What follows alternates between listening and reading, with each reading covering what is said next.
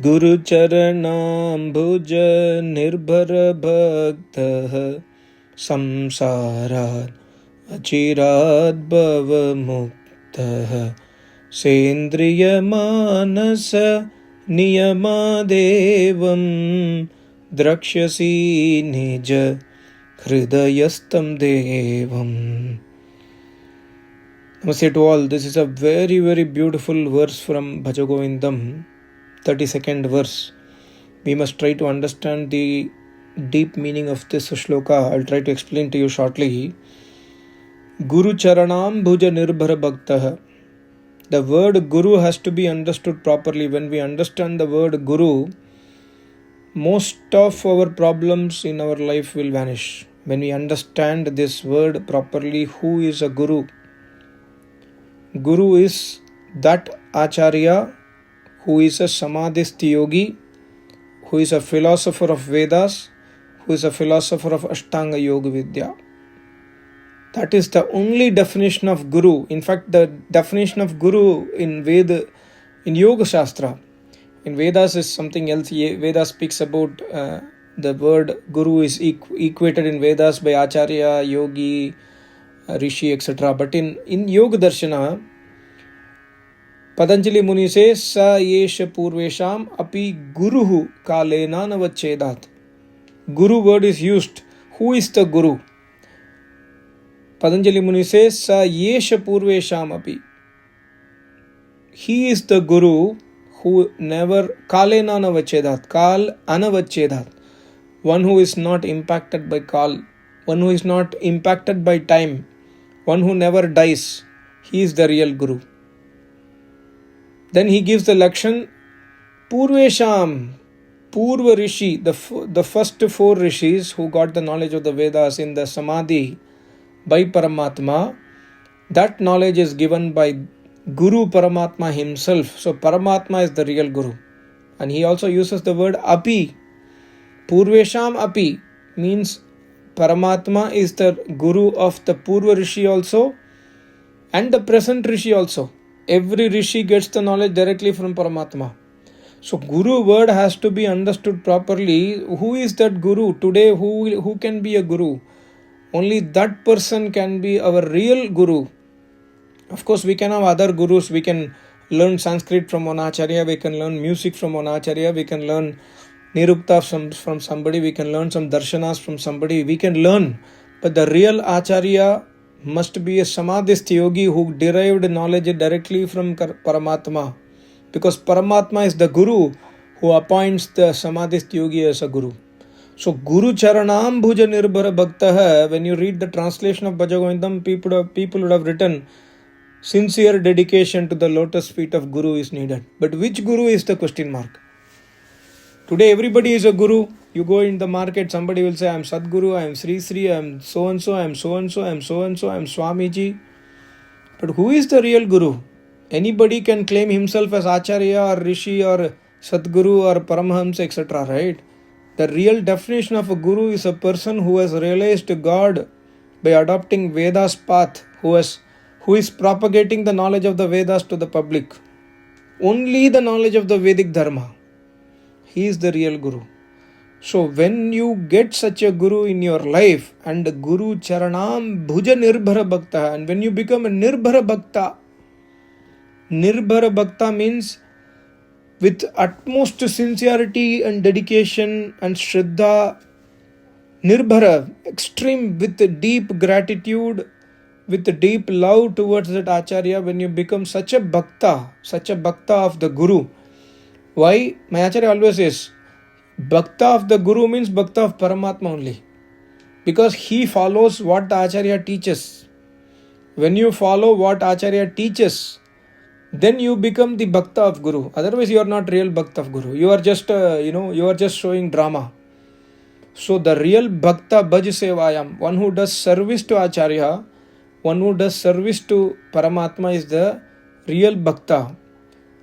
One who does service to the real Guru is the real Bhakta. And that service is like Nirbhara Bhakta. Unshakable Bhakti. Unshakable devotion and faith towards Paramatma, Vedas and Acharya is the real definition of this first line. Guru Charanambuja, and Charan, one who serves the lotus feet of Acharya. Does not mean that everybody can go and press the feet of Acharya. It's not possible, right? The real meaning is what? Guru Charan. Guru ke charan mein jana hai. Guru ke charan is Acharya ke charan is Vedon ke charan. One who adopts the Vedic path is the real bakta of Paramatma and Guru. And when you get such a Guru in your life, or if you get such a Guru in life, and if you are a Nirbhara Bhakta, then the result is very clearly written in the next line. The result is what? Samsarad achirad bhavamuktaha. Achirad means turant, immediately. Achirad means without any delay. If you are having such a devotion, my Acharya used to say, when my Acharya got pleased with my service, my Acharya told Pandit, you will get Samadhi within 40 days. My Acharya says that I was doing service to my Acharya, I was doing tapasya, I was very, very duly affectionate towards my Acharya, and I was doing my service, I was doing my tapasya, always in the feet of my Acharya. Then suddenly he told one day, hey Pandit, you will attain Samadhi in 40 days. And within 40 days I got Samadhi. So that is the point written here by Adi Shankaracharya. He says samsara. What is samsara? Samsara is nothing but birth and death. Samsarad achirad muktaha bhava muktaha. You, bhava means you. You are doing service to Acharya, you are doing service to Vedic Dharma, you are doing service to Paramatma, and your Acharya is understanding your bhakti. Acharya understands that you are not doing drama. Then you will get the blessings of Paramatma and Acharya. Samsarad achirad. Immediately in this, you will escape from this samsara. You will escape from the birth and death cycle 100%. Without any delay. So, number one is getting a guru, and number two is even after getting a guru, 99.999999% of the Shishya do not come into this category. Seriously. Getting a guru in the world population, 99.99999 will not get a guru. If they get a guru, in that 99.9999 will not be qualifying this statement. And that is why nobody or very, very few people in this world are Samadhist yogis. Seriously, this is the fact. This is what we must learn from this shloka. So we must dedicate our service, we must dedicate our tapasya, we must dedicate our knowledge to Acharya only because he is the one, the real Acharya who is a Samadhist yogi. Because of him only we are getting the knowledge. That we must understand. And we must do tapasya and we must follow his instructions in life. If we do not follow his instruction coming back to home, then we are not Guru Bhaktas. So this is very, very important. And further the shloka says, Sa indriya manasa niyamad evam. Evam. Indriya evam manaha. Saha indriya evam manaha niyamad. Indri or man, the Indri Panch Gyanendriya, Panch Karmendriya, mainly it is Gyanendriya. The 5 Gyanendriya and the mind must be, when you control the mind, when you control or discipline your senses properly, then what happens? Then Drakshasi Nija Hridaya Stam Devam. Stam means one who is sthit. Hridaya Stam means that Paramatma who is sthit in your Hridaya, who is eternally stationed inside you. When you control your senses, when you control your mind, when you are leading a disciplined life, when you are following Yam and Niyam, when you are serving your Acharya, when you are doing Bhakti, Shraddha towards your Acharya and Paramatma and Vedas, and when you control your mind and senses, then what happens? Hridayastam devam drakshyasi. Nija drakshyasi. The true the drakshasi means you will see. Draksha means to experience, to see. You will see and experience that Nija Paramatma, Nija Devam. Devam means one who gives all the happiness including moksha. That Paramatma who gives you moksha is seated firmly in your inside yourself, you will see that Paramatma 100% without any problem. Immediately you will see, you will also escape from the cycle of death and birth. See the secret in this shloka. Small four-liner. See the amount of knowledge that is there. Sa indriya manasa sa indriya eva manasa niyamad. Niyamad. We must try to control it and direct it and discipline it towards the dharma, towards brahmacharya, by adopting brahmacharya, towards ahimsa. We must follow ahimsa in life, we must follow brahmacharya in life, we must follow satya in our life, we must follow all the yam and niyam in our life. When we do that, we must follow Ishwar Pranidhan. One important point in the yoga practice, when somebody does sadhana again and again and again and again, morning, evening, at one point of time he may experience divine pleasure inside him or her. At this situation, that person might get a slight ego. That person might, feel that he is in the top. All the other people are not equal to him. This kind of feeling might come because of the achievement of that inner pleasure or inner divine pleasure. That is the time when the sadhak must be very careful. In fact, if you read Yoga Sutra, Patanjali Muni gives warning about attaining a stage and then coming down. When somebody attains a higher stage, they will experience some pleasure, they will experience some divine things happening. And at that point of time, because of ego, because of losing the focus, they will come down in their state. So this must not happen. We must take care. So every action in our life, whether you achieve something, whether you achieve divine pleasure in your sadhana, whether you achieve crores of rupees in your materialism, whether you get a prime minister position or president position or CEO position in a company, anything, dedicate to Acharya and Paramatma immediately. Don't own that. Even don't own that pleasure, that I got pleasure. So these things we must learn.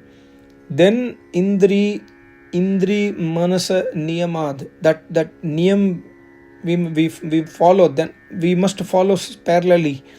Then only Drakshyasi Nija Hridayastam Devam. You please refer to the Samveda mantra which I made 4 days back. It's exactly linking there also, that the sadhak is saying to Paramatma that I have been seeing you for some time, now you are not there. Why you have gone from me? Please come back to me. I want to see you again. Why? Why Paramatma moves? Because the sadhak loses focus, or the sadhak comes into ahankar. These are all experience of many people. In fact, I read one article by Acharya Satyapati ji. He was also written the same thing. When you do sadhana, when you do tapasya, when you follow Vedas, you will attain something in life. At that point of time, you must be very careful not to get into ahankar stage. Ahankar means ego. Not to get into pride that I have achieved something, because that is not the stage of final achievement. That is just a starting stage. So when you attain something, you must immediately give it to Acharya. That is the real definition of Guru Charanam Bhuja Nirbhara Bhaktaha. Immediately give it to Acharya. That it's not mine. You have given it to me. I don't know. This is not mine. So when we have this attitude, then 100% we will attain what cannot be attained by most of the people. That is the final stage. So Drakshyasi Nija Hridayastam Devam. That Devam Paramatma is a sthit. He does not move. Paramatma does not move. Paramatma does not run. Paramatma does not fly. Paramatma does not talk. Paramatma does not go from one place to another place. Why? He is stam sthit, ekdam sthit. Immovable, says Vedas also.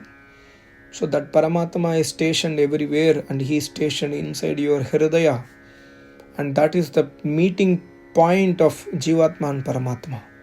At that point only, inside our own heart, the Jivatma experiences Paramatma, says the Vedas.